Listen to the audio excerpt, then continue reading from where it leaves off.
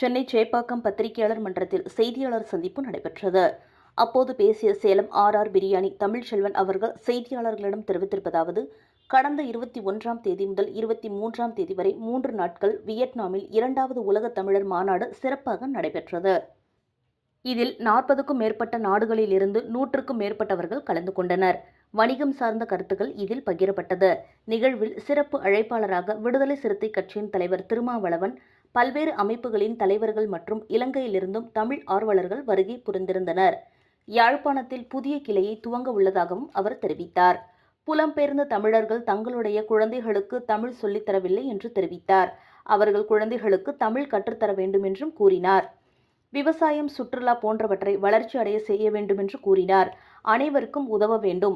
நான் கடுமையான உழைப்பாளி. மனிதர்கள் மீது கோபம் இருந்தாலும் மண் மீது கோபம் இருக்கக்கூடாது. என்னை பற்றி பேசுங்கள், குடும்பத்தை பற்றி பேச வேண்டாம் என்றும் கூறினார். தமிழர்களாகிய நாம வருந்தாமல் கிடையாது. நான் உடனே கோரிக்கை வச்சேன், முன்ன பிள்ளைகளுக்கு தமிழ் கற்றுக் கொடுங்க. அது மட்டும் இல்லை, புலம்பெயர்ந்த தமிழர்கள் தான் யாழ்ப்பாணத்தை தூக்கி பிடிக்க முடியும். உங்கள் பகுதியில் நீங்கள் வந்து ஏதோ ஒரு தொழில் செய்கிறதுக்கு பாருங்கள்.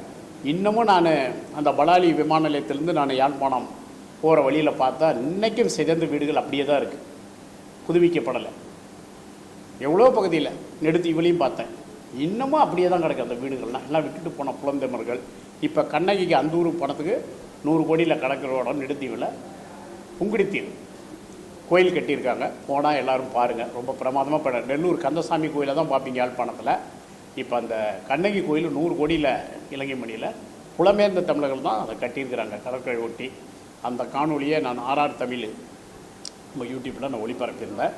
எல்லோரும் இங்கே இருக்கிறவங்க எல்லாம் தமிழர்களாகிய நம்மெல்லாம் ஒரு தொழிலை யாழ்ப்பாணத்தில் தொடங்குவது, அங்கே ஒரு இடத்தை வாங்குவது எதிர்காலத்துக்கு உங்களுக்கு உண்மையிலேயே அது இப்போ அங்கே பொருளாதாரம் இருக்குது. நம்ம ஊருக்கு ₹1 ₹3.33 செல்லக்கூடிய நிலையில் இருக்குது.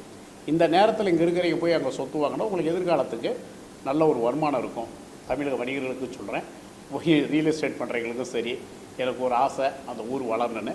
புலம்பெயர்ந்த தமிழர்களும் உலகெங்கும் ஆளும் தமிழர்கள் எல்லாம் யாழுடைய பகுதியில் நிறைய பேர் இப்போ யாழ்ப்பாணத்தில் கடை திறந்தவங்க கூட ஜாப்பனாவில் பாலாஜி, வீரகுமார், துவாகரன் பிரான்ஸில் தொழில் பண்ணுறாங்க. யாழ்ப்பாணத்தில் இன்வெஸ்ட்மெண்ட் பண்ணுறாங்க, நிறைய பண்ணியிருக்கிறாங்க. சில பேர் பண்ணாமல் இருக்காங்க. எல்லாரும் நம்ம யாழ்ப்பாணத்து மேலே கவனம் செலுத்தி அந்த போர் பகுதியில் பாதிக்கப்பட்ட மக்கள் வாழ்வுக்கு ஏதாவது ஒரு உதாரணமாக இருக்க வேண்டும். நம்மளால் முடிஞ்சதுன்னு கிட்டத்தட்ட இப்போ நம்ம சேலாராலே ஒரு 50-100க்கும் மேற்பட்ட தொழிலாளர்களுக்கு வேலைவாய்ப்பு ஏற்படுத்தியிருக்கோம். தொடர்ந்து ஏற்படுத்த வேண்டும் அப்படிங்கிற நோக்கத்தோடு தான் இந்த மாநாட்டில் நான் முக்கியமாக உரையாற்றினேன். அது எனக்கு ரொம்ப பிடித்தமான விஷயம். ஒரு தமிழனா, தமிழ் பிள்ளையா இந்த மண்ணில் வேரூன்றியது என் வெற்றி. மாநாடு சிறப்பாக இருந்தது. சில கருத்து மோதல்களும் இருந்தது.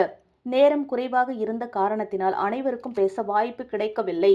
3வது மொழி அவசியமா என்ற கேள்விக்கு, எங்கள் வியாபாரிகளுக்கு ஹிந்தி தேவை, ஆனால் கட்டாயப்படுத்த வேண்டாம், சட்டமாக்க வேண்டாம், ஆங்கிலம் வளர வேண்டும் எனவும் போராட்டம் செய்யவில்லை என்றும் கூறினார். தமிழ்நாட்டிற்கு காமராஜர், கலைஞர் போன்ற பல தலைவர்கள் பல நன்மைகளை செய்துள்ளதாகவும் அவர் தெரிவித்தார்.